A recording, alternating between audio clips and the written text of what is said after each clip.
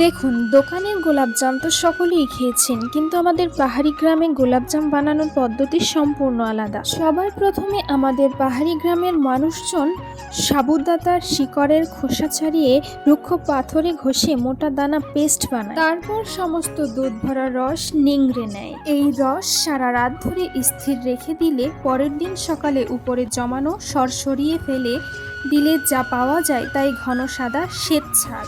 এরপর খোলা রোদে শুকানোর পর তা দিয়ে তৈরি হয় নরম সাদা ময়দা। অন্যদিকে তাজা লাল স্ট্রবেরি ছোট ছোট টুকরো করে কাটা হয়, তার সাথে প্রচুর চিনি মিশিয়ে ধীরে ধীরে এবার স্বাদ বাড়ানোর জন্য সামান্য লেবুর রস আর মাখন দিয়ে আস্তে আস্তে ফুটতে দেওয়া হয়। ঠিক একইভাবে নানা রকম ফল দিয়ে তৈরি করা হয় মিশ্রণ। সুগন্ধি মিশ্রণগুলো ছোট ছোট গোল বলের আকার দেওয়া হয়। এই রঙিনগুলো সাদা ময়দার মধ্যে ভরে কিছুক্ষণ রান্না করা হয়। এরপর তৈরি হয় গোলাপজাম। তো ভিডিওটি কেমন লাগলো?